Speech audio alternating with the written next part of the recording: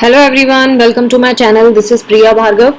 Today we are going to start a unit 1. Unit 1 is from block 3 MPCE 022, that is MAPC second year counseling psychology students. This video is for you guys.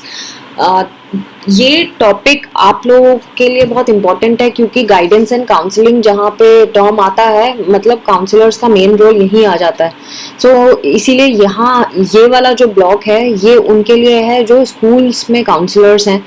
बहुत सारी चीज़ें आप समझेंगे इसमें, counsellor क्या होते हैं, guidance का क्या मतलब होता है, काउंसलिंग कैसे अलग है, ये सारी चीज़ें आज के वीडियो में हम करने जा रहे हैं। सो ये जो यूनिट है मैं कुछ सेक्शंस में कवर करती हूँ सो दैट ज़्यादा डिटेल में मैं बता सकूँ क्या है यूनिट में, अपने लेवल पे कुछ मुझे पता हो तो वो मैं एडअप कर सकूँ। सो ये इंटेंशन है। सो इस यूनिट से रिलेटेड जितने भी वीडियोस होंगे वो आप डिस्क्रिप्शन सेक्शन में चेक कर लें, उनका लिंक आपको मिल जाएगा। अगर आपको सब्जेक्ट कोड ढूंढने में दिक्कत आती है तो आप प्लेलिस्ट में जाएं और सब्जेक्ट कोड के हिसाब से ढूंढें तो आपको ज़रूर सारे वीडियोस मिल जाएंगे। Let us start with today's topic, guidance and counselling. Guidance and counselling क्या है, ये क्या चीज़ होती है, क्यों इसको इतनी इंपॉर्टेंस दी जा रही है आजकल के टाइम पे। एक्चुअली ये एक ऐसा प्लेटफॉर्म है जहाँ पे हमारी जितनी भी प्रॉब्लम्स है, चाहे वो लाइफ से रिलेटेड है चाहे करियर से रिलेटेड है, उनका सोल्यूशन हमें गाइडेंस एंड काउंसलिंग के थ्रू मिल जाता है। और ये जो सोल्यूशन है कोई ऐसा नहीं कि आज के लिए मिल गया, ये लाइफ लॉन्ग के लिए हमें मिल जाता है। हाँ, ऐसा सोल्यूशन हम गाइडेंस एंड काउंसलिंग के थ्रू ले सकते हैं। तो बेसिकली अगर हम देखें तो गाइडेंस एंड काउंसलिंग क्यों हमें पढ़ना चाहिए या क्यों हमें सीखना चाहिए और क्यों लोगों को गाइडेंस एंड काउंसलिंग के लिए जाना चाहिए, इसका रीज़न ये है कि ये हेल्प करता है लोगों को ये समझने के लिए कि वो कौन है एक्चुअली, उनके अंदर क्या एप्टीट्यूड है, क्या टैलेंट है, कौन से इंटरेस्ट है। कभी कभी हम एक इंसान से कभी पूछो कि आपका क्या हॉबी है या क्या इंटरेस्ट है, those people are not able to explain you और tell you what are their interest. तो यहाँ पे गाइडेंस एंड काउंसलिंग की ज़रूरत होती है जहाँ पे हम एप्टीट्यूड टेस्ट लेते हैं और सारे बाकी जो इंटरेस्ट वाले टेस्ट हैं वो लेते हैं। एंड आगे आप पढ़ेंगे इस यूनिट, इस ब्लॉक में जैसे जैसे हम आगे बढ़ेंगे उसमें आपको पता चलेगा कि कैसे कैसे क्या क्या टेस्ट होते हैं और क्या लेना चाहिए, क्या चीज़ को जानने के लिए क्या लेना चाहिए। सो आज सिर्फ हम ये समझने की कोशिश कर रहे हैं कि गाइडेंस एंड काउंसलिंग क्यों इंपॉर्टेंट है, कैसे ये किसी इंसान को समझने में हेल्प करती है, वो इंसान कैसे उसके पास जो अवेलेबल रिसोर्सेज हैं उसको वो इंटेलिजेंटली यूज कर सकता है, इफेक्टिवली यूज कर सकता है और कैसे एक सोसाइटी में सेट होके एक सही फंक्शन परफॉर्म कर सकता है। सो बहुत ज़रूरी है कि वो अपनी प्रॉब्लम्स को इन्हीं रिसोर्सेज के साथ सॉल्व करना सीख जाए। अगर वो गाइडेंस एंड काउंसलिंग के थ्रू हेल्प लेता है तो वो ये भी कर पाएगा कि वो अपने रिसोर्सेज को यूज़ करके अपनी प्रॉब्लम्स को सॉल्व करेगा, अपने एटीट्यूड्स को मॉडिफाई कर सकता है कि हो सकता है उसके एटीट्यूड में गड़बड़ हो, उसको हम ठीक कर देते हैं और बाकी इफेक्टिवली वो अपनी सोसाइटी में फिर सर्वाइव कर पाएगा।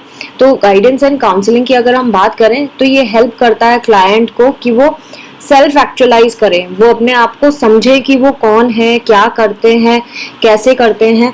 और प्रोफेशनल काउंसलर जो होंगे वो क्योंकि इस चीज़ में ट्रेंड होते हैं, इसीलिए किसी भी आम इंसान को गाइडेंस एंड काउंसलिंग वाले पर्सन के पास अप्रोच करना चाहिए because they have studied about it. उन्होंने इस पूरे सिनेरियो के बारे में पढ़ा है, दे आर ट्रेन्ड। तो वो हर एक एज के बंदे को, हर एक जेंडर के इंसान को बिना डिस्क्रिमिनेशन के अच्छे से काउंसलिंग कर सकते हैं और उसको एक होप दिला सकते हैं कि लाइफ में उसे क्या करना है। Now coming to definition of guidance and counselling जो एग्जाम पॉइंट ऑफ व्यू से इंपॉर्टेंट है, जैसे कि मैं हर वीडियो में बताती आ रही हूँ, जहाँ पे भी आपको पिंक हाईलाइट दिखता है ये वो सेक्शंस है जो एग्जाम में आ चुके हैं और आगे भी आएंगे। सो ये डेफिनेशंस हैं, तो डेफिनेशंस तो वैसी की वैसी ही लिखनी पड़ती है मोस्ट ऑफ द टाइम जो यहाँ पे दिया हुआ है बुक में, क्योंकि किसी पर्टिकुलर इंसान का नाम मेंशन करके ये लोग देते हैं। तो किस किस ने क्या क्या बोला वो मैं आपको बता देती हूँ। जैसे पेरेज, PEREZ, पेरेज ने 1965 में काउंसलिंग के बारे में बोला था कि ये एक इंटरेक्टिव प्रोसेस है जो काउंसली को काउंसलर के साथ अटैच करता है और काउंसलिंग वो पर्सन है जिसको असिस्टेंस चाहिए होती है और काउंसलर वो पर्सन होता है जो ट्रेंड होता है, एजुकेटेड होता है असिस्ट करने के लिए। ऐसा पेरेज ने 1965 में बोला था। हैन एंड मैकलीन ने काउंसलिंग के बारे में क्या बोला?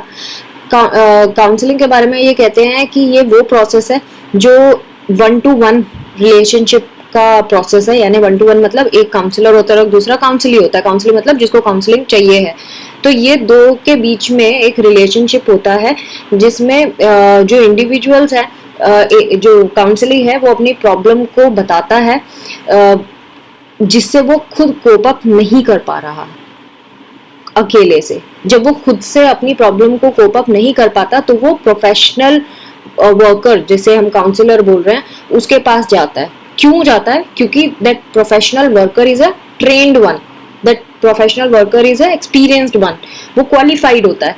तो इनका यही कहना है कि जो प्रोफेशनल वर्कर होते हैं यानी कि काउंसलर जो होते हैं वो ट्रेन्ड होते हैं, एक्सपीरियंस्ड होते हैं, क्वालिफाइड होते हैं, और इसी वजह से वो हेल्प कर पाते हैं और जो काउंसली है उसकी प्रॉब्लम्स का सोल्यूशन निकाल पाते हैं, और उसकी जो पर्सनल डिफिकल्टीज हैं तरह तरह की, उसका भी सोल्यूशन निकाल पाते हैं।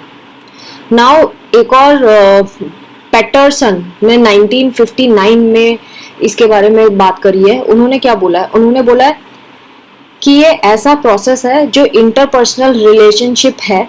किसके बीच में? इंटरपर्सनल मतलब दो लोगों के बीच में होने वाली रिलेशनशिप।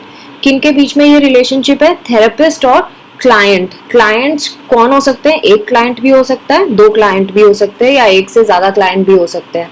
तो ये वो रिलेशनशिप है जो थेरेपिस्ट और क्लाइंट्स के बीच में होती है, जिसमें जो थेरेपिस्ट है वो साइकोलॉजिकल जो मेथड्स हैं उनको यूज करता है।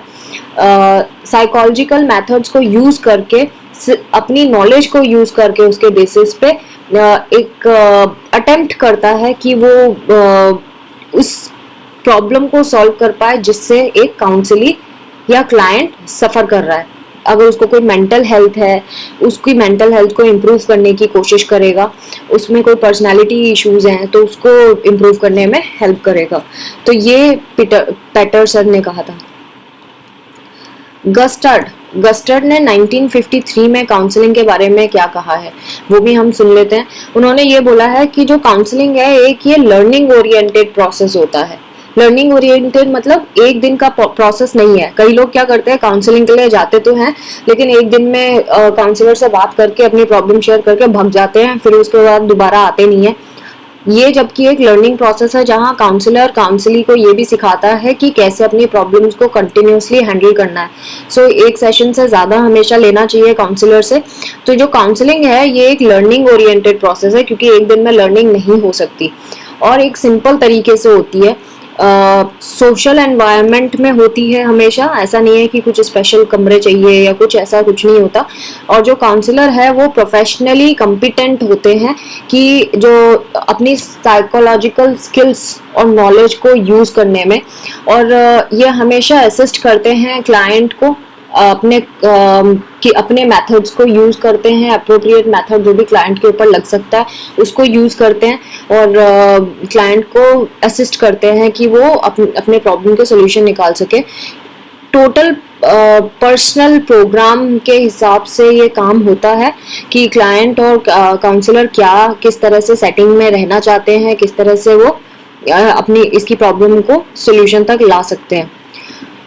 तो अपनी जो भी उनकी अंडरस्टैंडिंग होती है काउंसलर की, वो उसमें वो इफेक्टिव वे में अप्लाई करते हैं और हेल्प करते हैं क्लाइंट को कि वो क्लियरली अपनी प्रॉब्लम को देख सके और रियलिस्टिकली उसका सोल्यूशन निकाल सके, प्रॉब्लम का अपने गोल तक रियलिस्टिकली पहुंच सके।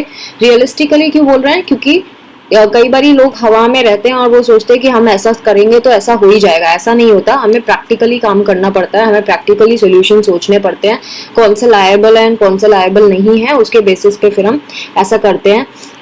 और इससे क्लाइंट जो है जब उसकी प्रॉब्लम सॉल्व हो जाती है तो वो ज़्यादा प्रोडक्टिव मेंबर हो जाता है सोसाइटी का और खुश भी रहता है। अब ये जो हमने ऊपर डेफिनेशंस पढ़ी है इन्हीं को इन्होंने पॉइंट वाइज लिखा है कि कैरेक्टरिस्टिक्स ऑफ काउंसलर को अगर देखें तो पहली चीज क्या है, काउंसलर एक प्रोफेशनल होता है। आप उससे अब ऐसे गप्पे नहीं लगा सकते कि जैसे आपका फ्रेंड हो गया, ऐसा नहीं होता। काउंसलर को आपको रेस्पेक्टफुली डील करना होगा because that's a professional job. Counselling जो है ये एक ऐसा प्रोसेस है जिसमें एक सीक्वेंशियल चेंजेस आते हैं over a period of time, यानी कि टाइम के साथ साथ क्लाइंट में चेंज नजर आएगा। एकदम से चेंज नहीं आएगा कि आज बात करी और कल आपने अचानक से मिरेकल हुआ और क्लाइंट ठीक हो गया, ऐसा नहीं होता। धीरे धीरे चेंज आता है क्लाइंट के अंदर, टाइम लगता है और हर एक टाइम के हिसाब से गोल सेट करने पड़ते हैं कि अब पहला गोल क्या होगा किसी की काउंसलिंग में, एंड देन सेकंड गोल हम क्या रखेंगे, इस तरह से। तो काउंसलर और काउंसलर की जो रिलेशनशिप है ये कोई ऐसे कैजुअल सी रिलेशनशिप नहीं होती, जैसे कि मैंने पहले भी बोला है, ये कोई दोस्त वाली बात नहीं है, ये एक बिजनेस है, एक तरह का बिजनेस है। इसको बिजनेस भी नहीं कहेंगे, बेसिकली ये एक प्रोफेशनल कमिटमेंट है जिसमें हमेशा काउंसलर एंड काउंसली के बीच में ट्रस्ट, वार्मथ और अंडरस्टैंडिंग होना बहुत जरूरी है। नेक्स्ट, जोन्स ने गाइडेंस के बारे में बात करी। अभी तक तो हम काउंसलिंग के बारे में समझ रहे थे, अब जोन्स ने हमें गाइडेंस के बारे में बताया। गाइडेंस क्या होती है? गाइडेंस में बेसिकली जो इंसान जो है, कोई भी जो होगा उसको एक पर्सनल गाइडेंस इन्वॉल्व करता है कि हम उस किसी इंसान को हेल्प करें। किसमें हेल्प करें? कि वो अपने डिसीजंस ले सके, क्या उसको जिंदगी में चाहिए अपनी, क्या वो करना चाहता है और उसकी लाइफ में अपने पर्पस को अकम्प्लिश कैसे करना है, उसमें हम गाइडेंस का रोल आता है। हमारे गाइड जो भी गाइडेंस में हम करते हैं वो यही करते हैं कि उसका क्या लाइफ का पर्पस है, वो कैसे उसको अचीव करेगा, उसको अचीव करने के लिए क्या चीज़ों की ज़रूरत है, उसकी कोई प्रॉब्लम है तो उसको सॉल्व करने में असिस्ट करते हैं गाइडेंस में। उसकी लाइफ में क्या प्रॉब्लम्स आ रही हैं उनको रिजॉल्व करने में हम हेल्प करते हैं। बेसिकली ये करियर से रिलेटेड ज़्यादा होता है गाइडेंस, और काउंसलिंग लाइफ से रिलेटेड होता है। ट्रैक्सलर ने इन्होंने भी बताया है कि गाइडेंस जो है ये हमें हेल्प करता है कि हर एक इंडिविजुअल को हम समझें, उसकी एबिलिटीज़ को समझें, उसके इंटरेस्ट को समझें और उनको डेवलप करवाएं, उनकी जो इंटरेस्ट है उनको डेवलप कराएं और जितना हो सके उतने अच्छे से डेवलप कराएं और वो लाइफ गोल्स को अचीव कर सके। इस तरह से हमें काम करना होता है। और इसी वजह से क्या होता है, जब ये इनकी हम एबिलिटीज और इंटरेस्ट को डेवलप करा देते हैं तो ये उस स्टेट में पहुंच जाते हैं जहाँ पे ये compete कर सकते हैं लोगों से और इतने मैच्योर हो गए होते हैं कि ये खुद को गाइड कर सके आगे जाके और वो इस सोशल ऑर्डर में जैसा भी मेंबर बनना चाहते हैं, सोसाइटी के जो मेंबर हैं एक फंक्शनिंग मेंबर बन पाए। ये टैक्सलर ने गाइडेंस की डेफिनेशन दी है। Now last topic of today's second last topic of today's video, difference between guidance and counseling। क्या difference है guidance and counseling में? तो पहली चीज ये है कि जो गाइडेंस है वो सिर्फ इंडिविजुअल को हेल्प करता है कि वो चूज कर सके क्या वो चाहते हैं अपनी लाइफ से, किस चीज़ को सबसे ज़्यादा इम्पोर्टेंस देते हैं अपनी लाइफ में ये। और जो काउंसलिंग है वो हेल्प करती है कि उन्हें अपनी लाइफ में क्या चेंजेस लाने हैं। दोनों में फ़र्क है। गाइडेंस का मतलब क्या वैल्यू वो अपनी लाइफ में लाना चाहते हैं और काउंसलिंग मतलब क्या चेंजेस करना चाहते हैं। आर बक्कल ने बहुत अच्छे से बताया इन दोनों के बीच में डिफरेंस। जो गाइडेंस है वो फोकस करती है educational, vocational and occupational problems को लेकर, यानी पढ़ाई से रिलेटेड, जॉब से रिलेटेड और कोई अगेन दूसरी तरीके का जो बिजनेस से रिलेटेड, ऐसी चीज़ों के बारे में गाइडेंस हेल्प करती है। जबकि काउंसलिंग जो होती है वो सोशल, पर्सनल और इमोशनल प्रॉब्लम्स के ऊपर काम करती है। ये आपको पता होना चाहिए। नाउ नेक्स्ट टॉपिक, जो लास्ट टॉपिक है आज के वीडियो का, वो है काउंसलिंग सेटिंग। काउंसलिंग में किस तरह की सेटिंग होना ज़रूरी है, काउंसलिंग में सेटिंग को हम किस तरह से देखते हैं। तो पहला है फिजिकल सेटिंग। फिजिकल सेटिंग मतलब जहाँ इंसान को बिठाना है। आपके पास कोई आता है क्लाइंट और आप उसको कहाँ बिठाओगे, किस तरह की सेटिंग में बिठाओगे, वो बहुत ज़रूरी है, वो ध्यान देना है। वैसे तो देखा जाए तो ऐसा कुछ हार्ड एंड फास्ट रूल होता नहीं है। कभी फिजिकल सेटिंग में हम ये नहीं बोल सकते कि भाई 100% ऐसे ही होना चाहिए। बेसिकली फिजिकल सेटिंग अच्छी हो तो उससे फ़ायदा क्या होता है, यानी कि बैठने का जो सिस्टम है वो अच्छा हो तो उससे फ़ायदा क्या होगा कि जो काउंसलिंग प्रोसेस है वो ज़्यादा अच्छा रहेगा, सामने वाले को कंफर्टेबल फील होगा। कोई यूनिवर्सल क्वालिटी नहीं बताई कि रूम कितने साइज का होना चाहिए, ऐसा कुछ नहीं है।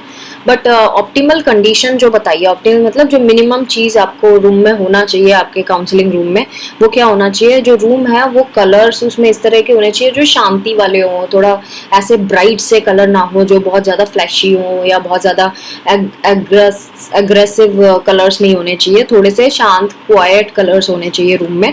लाइटिंग भी बहुत फ्लैशी नहीं होनी चाहिए, एवरेज लाइट होनी चाहिए, ना ही ज़्यादा ब्राइट ना ही ज़्यादा डल होनी चाहिए, और बहुत क्लटर फ्री रहना चाहिए, हारमोनियस होना चाहिए, कंफर्टेबल फर्नीचर होना चाहिए, रूम बहुत वेंटिलेटेड होना चाहिए। इन चीज़ों का हमें ध्यान देना है। बाहर के लोग कमरे में घुस ना जाए, ऐसा ना हो कि भाई आप काउंसलिंग कर रहे हैं, 4 लोग आगे पीछे से निकल के घूम घूम के जा रहे हैं, ऐसा नहीं होना चाहिए। डिस्टर्बेंस बिल्कुल नहीं होनी चाहिए। जो क्लाइंट है उसको लगना चाहिए कि उसको प्राइवेसी मिल रही है, इस बात का ध्यान देना है। कंफर्टेबल होना चाहिए जब वो बैठे अपना एटमॉस्फेयर में, और जहाँ पे भी बैठा है बहुत कंफर्टेबल फील करे, और जो काउंसलिंग है वो अपने मूड के बारे में अच्छे से रिलैक्स्ड वे में बता सके। सिटिंग अरेंजमेंट की अगर बात करें तो ये काउंसलर पे बेसिकली डिपेंड करता है कि वो किस तरह का सिटिंग अरेंजमेंट करना चाहते हैं। जनरली जो क्लाइंट है वो टेबल के पीछे, डेस्क के पीछे बैठते हैं, जैसे कि डॉक्टर्स के पास आप जाते हैं तो बीच में डेस्क होती है, डॉक्टर बैठे रहते हैं, उस तरह का होता है। लेकिन एक पोस्टुलेट ऐसा भी कहती है कि जो टेबल है ये एक बैरियर का काम करती है, जिससे क्लाइंट और काउंसलर के बीच में एक रैपोर्ट बनने में डिफिकल्टी आ सकती है। बेंजामिन ने 1987 में एक चीज बताई। उन्होंने क्या बोला? उन्होंने बोला जो काउंसलर हैं ये 2 चेयर रख सकते हैं, और पास में कोई टेबल भी रख सकते हैं सेटिंग में। जो चेयर हैं, चेयर्स हमेशा एक दूसरे के 90 डिग्री एंगल पे हो, और क्लाइंट से इस तरह से बैठना है, 90 डिग्री एंगल पे बैठना है, और जो क्लाइंट है वो काउंसलर को देख सके, ठीक ठीक सीधे सीधे स्ट्रेट अहेड देख सके, सामने उसको दिखे अपना काउंसलर। और जो काउंसलर है वो भी अगर उनको फिजिकल अरेंजमेंट में कुछ चेंज कर सकते हैं तो वो कर सकते हैं। ऐसा कुछ नहीं है कि जबरदस्ती 90 डिग्री पे बिठा दोगे और जबरदस्ती वैसे ही करोगे, लेकिन उससे बेहतर तरीका समझ आता है तो वो भी कर सकते हैं। Now proximity, counsellor and client के बीच में कितना डिस्टेंस होना चाहिए? क्या वो कैसे भी बैठ सकते हैं, दूर एकदम कमरे के अलग अलग कोनों में बैठ सकते हैं, या क्या? जो डिस्टेंस है काउंसलर एंड क्लाइंट का, वो रिलेशनशिप को अफेक्ट करता है बेसिकली। अगर आप ज़्यादा दूर बैठेंगे तो क्लाइंट को बहुत ज़्यादा ऑफेंसिव फील हो सकता है, या कुछ और तरीके की महसूस हो सकता है। तो जो डिस्टेंस है मिनिमम वो 30 to 39 इंचेस बोला गया है, 30 to 39 इंचेस होना चाहिए। और ये एवरेज रेंज होती है जिसकी वजह से काउंसलर एंड क्लाइंट के बीच में एक कंफर्ट जोन बनता है, वो चाहे कोई भी जेंडर के हो, मेल हो या फीमेल हो, लेकिन उनके बीच में इतना इंचेस का डिस्टेंस होना चाहिए। ऑप्टिमल डिस्टेंस अगेन रूम की साइज क्या होना चाहिए, या फर्नीचर का अरेंजमेंट, ये सब वेरी करता है आपका किस तरह का एरिया है आपके पास। बेंजामिन ने 1987 में और शर्ट्जर एंड स्टोन ने 1980 में कुछ कहा। क्या कहा? रूम में क्या किस तरह का अरेंजमेंट है उससे फर्क नहीं पड़ता, यूनिवर्सल रिक्वायरमेंट क्या है उससे फर्क पड़ता है। अब यूनिवर्सल रिक्वायरमेंट क्या है? जो काउंसलर है, काउंसलर को बीच में इंटरप्ट नहीं करना चाहिए जब सेशंस चल रहे हैं। यानी कि अगर काउंसलिंग आप ले रहे हैं तो आपके फ़ोन स्विच ऑफ होने चाहिए, साइड में रखिए अपने फ़ोन को, बाहर अपने डोर के डू नॉट डिस्टर्ब का टैग लगा दीजिए, कोई अंदर नहीं आए, बिल्कुल एंट्री बंद होनी चाहिए जब सेशन चल रहा हो। कोई भी ऑडिटरी या विजुअल जो प्राइवेसी होती है वो कंपलसरी है किसी भी सेशन में। ये कोड ऑफ एथिक्स के अंदर आती है कि ये नहीं कि लोगों की बाहर से आवाज़ आ रही है या शोरगुल हो रहा है या फिर कोई और देखता हुआ झाँकता हुआ दिखाई दे रहा है, ये सारी चीज़ें नहीं होना चाहिए। सो आपको क्लाइंट को इस तरह से आपको बिठाना है अपने अरेंजमेंट में कि वो आराम से अपने बारे में सब कुछ खुल के बता सके, जिसको सेल्फ डिस्क्लोजर कहते हैं, और मैक्सिमम सेल्फ डिस्क्लोजर हो क्लाइंट का, उसको एंश्योर करना चाहिए हमें। तो friends, this was all about today's video. I hope आपको समझ आया होगा। आज हमने सेटिंग्स के बारे में पढ़ा कि काउंसलिंग सेटिंग कैसी होती है, हमने गाइडेंस एंड काउंसलिंग में डिफरेंस क्या है ये पढ़ा, हमने इनकी डेफिनेशंस पढ़ी जो दी गई थी, और एक बेसिक आइडिया कि क्यों काउंसलिंग एंड गाइडेंस इंपॉर्टेंट है। अगर आपको ये वीडियो पसंद आया हो तो प्लीज़ सब्सक्राइब करें, लाइक करें, शेयर करें मेरे वीडियोस को बाकी स्टूडेंट्स के साथ भी, सो दैट सबको हेल्प होती रहे। आप कोशिश करते रहें, शेयर करते रहें, ऐसा नहीं कि एक बार कर दिया तो दोबारा ना करें। अगर आप शेयर करेंगे तो कभी ना कभी तो कोई ना कोई तो खोल के देखेगा ना। इसी उम्मीद से मैंने भी अपना चैनल शुरू किया था। अब देखिए सब्सक्राइबर रोज बढ़ रहे हैं, यानी ये लोगों को हेल्प कर रही हैं चीज़ें। तो ऐसे ही मेरा साथ देते रहिए और शेयर करते रहिए। Thanks for watching, take care of yourself, be safe, bye bye.